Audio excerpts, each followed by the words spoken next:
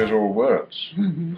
It's not scenery. Mm-hmm. Mm-hmm. It's not really costume. And when Yeah. the plays were first done, Yeah. they Yeah. didn't have either. They Yeah. didn't have women. Yeah. Yeah. Yeah. All Yeah. done by men. Yeah. Yeah. Yeah.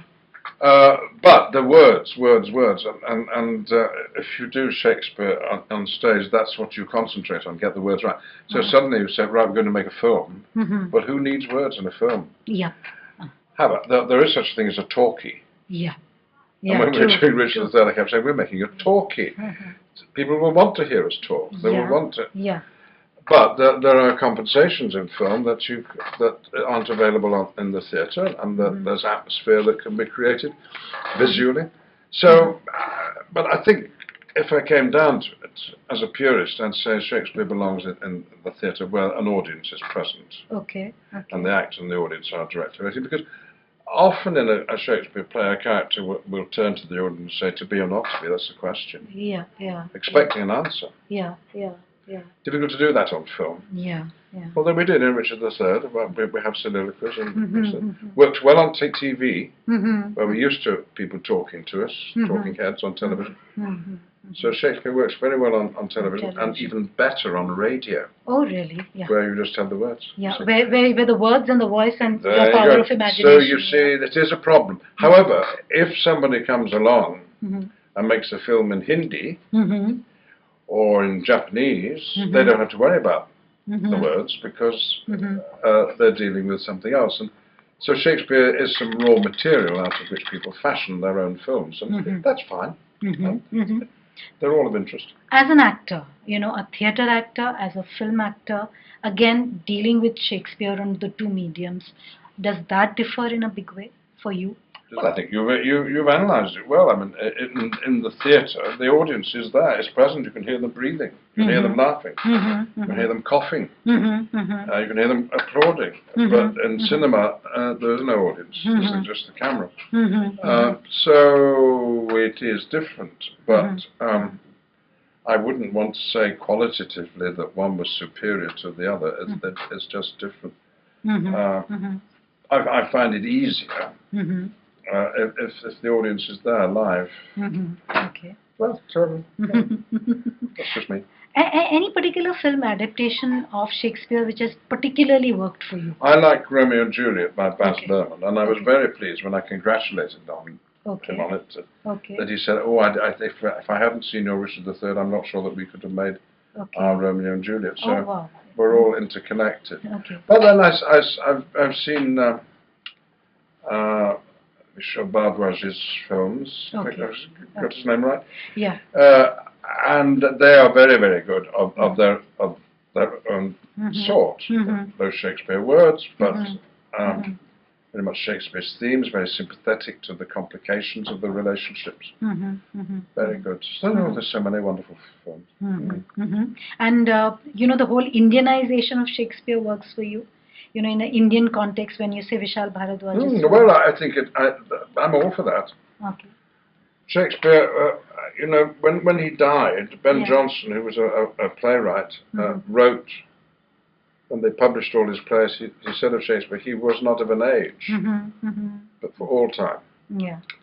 Not all time, but all places. And Indians can relate to Shakespeare, because Shakespeare was interested in the whole spectrum of society, from top to bottom. From untouchable up to the emperor. True.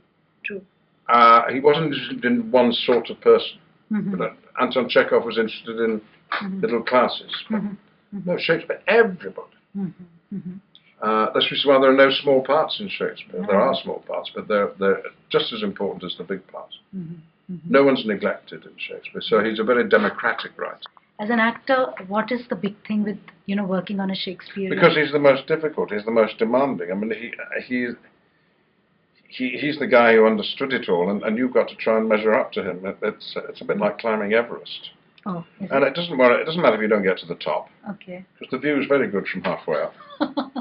Wonderful. That's a wonderful way of putting it. But the energy required, your imagination, the use of your body, your voice, your face, your imagination, your emotions, your mind, they all have to be engaged, Okay. and then you have to be somehow free and be an empty vessel so that Shakespeare can fill you up. So that is hard and difficult, but very rewarding. But also challenging because so many actors have played the same That parts. doesn't matter. That just shows that they're very good parts. But You no, have to but think, but but think that, positively. but that must be determining your own approach to No, it no, being no. any You different. forget the rest. Get on Okay. with doing what you know. Okay, okay. Respond to the text, Okay. which is a very difficult thing to do. But with your director and the other actors, you read the play. Forget the rest. Okay. It may end that you'll end up doing something that other people have done. Doesn't matter. Okay. But it's not off-putting to know that there have been so many successful Hamlets. It just means it's a wonderful, wonderful part. The first Shakespeare play that you would have watched, first Shakespeare. Macbeth. Macbeth. Okay. Or was it Twelfth Night? I don't know. Okay. And I mean, were you completely mesmerized, or were you? I was 8. And I can imagine. Well, all I know is that I went back for more. Oh, really? So yeah, I must have enjoyed it. Okay. You can at that age enjoy Shakespeare to a certain extent, and the fun of Shakespeare is that the more you get to understand him, the more there is in it. It's like digging in a mine that you keep coming up with jewels you didn't know were there. The deeper you go. And the first role that you played, as a Shakespeare. Well, I did a bit of Twelfth Night, but that wasn't the full play. The first play, I think Henry V at school. Okay. Once more to the beach, dear friends. Okay. I think my time is up, and I Yes. focused on Shakespeare, though I would have wanted to talk to you a lot about the LGBT issue. And I read somewhere that you tear the pages of the Bible in the hotel room. Don't repeat that because people don't like it. Oh. No, I just wanted to know whether you've done it here as well. I haven't found the Bible here. You haven't found the Bible. Is the Bible here? I haven't. No, I haven't defaced the Taj Mahal at all in any way. But it's hard. It's hard when you know that these horrible words are right by when you're trying to get to sleep, and you know there's a book which says, "You shall not lie with man as with woman; it is an abomination, which is punishable by death." No, I don't want that.